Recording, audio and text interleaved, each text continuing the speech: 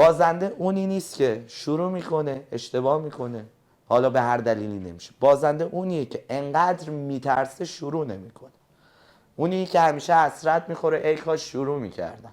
مثل خیلیاتون که هر روز میگه آقا از الان شروع کنم میرسی.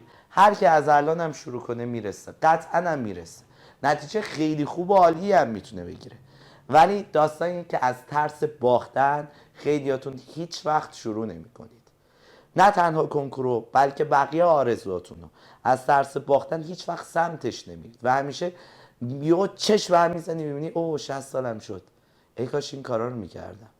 بکنین کارهایی که دوست دارید رو انجام بدید، حتی اگر شکست بخورید، چون بعدا میدونی چرا شکست خوردی، بعدا یه قدم جلویی، یه راهی که نشده رو یاد گرفتی، میتونی بعدا دوباره جبرانش کنی. میگه آقا من به این دلیل خب شکست خوردم، فدای سرت، زندگی اصلا برای شکست خوردن. بعد یاد میگیری چه جوری ببری از اون میشه درس عبرت. میگه اوکی اینطوری برم نمیشه، یه راهی برای نشدن یاد گرفت و این سری بعدی برنده میشی.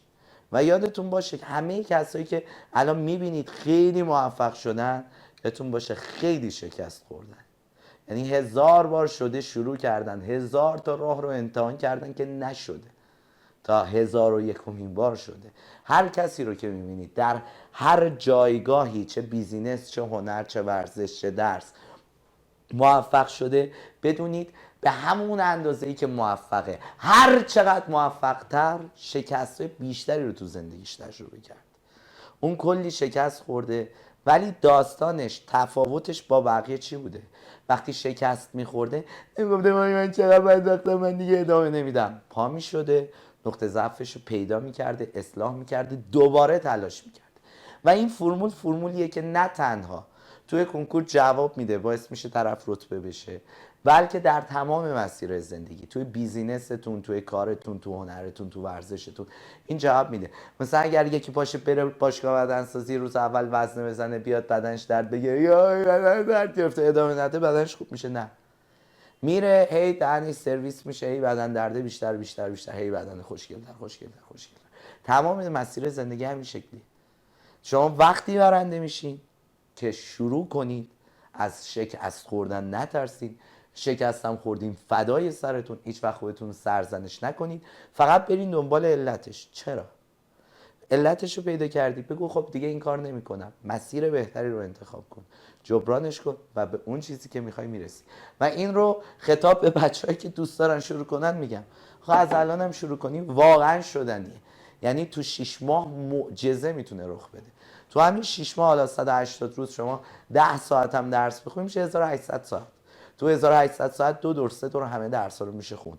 شما که مثلا فیزیک کوانتوم در 4 بعد، مثلا یه بعد عجیب غریب که نداره، انتگرال سگانه که نمیخونید، کتاب دبیرستان. نمیگم آسونه، سخته ولی شدنیه. تو الان خیلیاتون تو کل زندگیتون تا الان که 18 سالتونه 1000 ساعت درس نخوندی. من میگم الان تقریبا 180 روز، حالا یکم بیشتر، حالا بگم مثلا 190 روز هستن. خب روزی 10 ساعت نرمال هم هست. 10 ساعت بدون مدرسه، یعنی که برای کسی که مدرسه نمیره 10 ساعت یه درسیه که واقعا اگر مدرسه نمیریم باید بخونیم. 1900 ساعت میشه. 1900 ساعت 2 3 دور همه درساتون تمام میشه هیچ.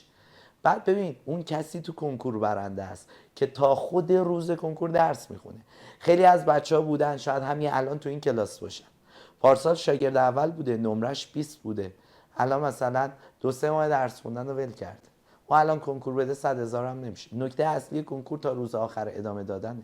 و یادتون باشه اول سال تیر خیلی ها میگفتن آقا 2 تا کتاب به ما معرفی کن، ما 2 تا کتاب بزنیم و همونا الان خیلی هاشون رها کردن، حتی دانش آموزای خوب قوی. کنکور میدونی این یه ماده هسته‌ایه، نیمه عمر داره، هی نصف میشید هی نصف میشید هی نصف میشید. اونایی که دوام میارن تا خود روز کنکور 1000 تا 2000 تا بیشتر نیست. بنابراین اگر کسی الان شروع کنه تا خود روز کنکور ادامه بده جز اون 2000 تاست. حالا چه ریاضی باشه میتونه بره شریف تهران امیرکبیر، چه تجربی باشه میتونه بره دندون دارو پزشکی، یا هر رشته که دوست داره تو دانشگاه دلخواهش. بنابراین دل سرد نشین، از شکست خوردن نترسین. اصلا تمام زندگی، سر تا سر زندگی اینه که تو شکست بخوری جا نزنی. این ور اون ورم نگاه نکنی منتظر باشی یه ناجی بیاد، یک مشاوری بیاد، یک جادویی بیاره بزن تو سر تو چوبی جادویی تو درس بخونی. نه، اون وقتی درست میشه که توقع دیگه از دیگران نباشه، از خودت باشه. دندونت در گرفت، خدایی نکرده سر در گرفت، هر اتفاقی افتاد بگی من هدفم، عاشق هدفم، ادامه میدم. حالا سرما خوردم، نمیدونم بدنم ضعیف شد، خدایی نکرده سرم درد گرفت، آزمونم خراب کرد، هر اتفاقی افتاد ادامه میدم. دیگه منتظر ناجی نیستم. اون منجی که، اون ناجی که منتظرشی تو آینه است. این ور اون ور رو نگاه نکن. اگر میخوای روزی اتفاق خفن تو زندگیت بیفته، هیچ کس به جز خودت نمیتونه کمکت کنه. اینکه در هر شرایطی سیل اومد، جنگ شد، زلزله اومد، نمیدونم هر کوفتی، بگم من از هدفم دل نمیکنم، من با تمام جونم، من تا رگ گردن پاش اومدم.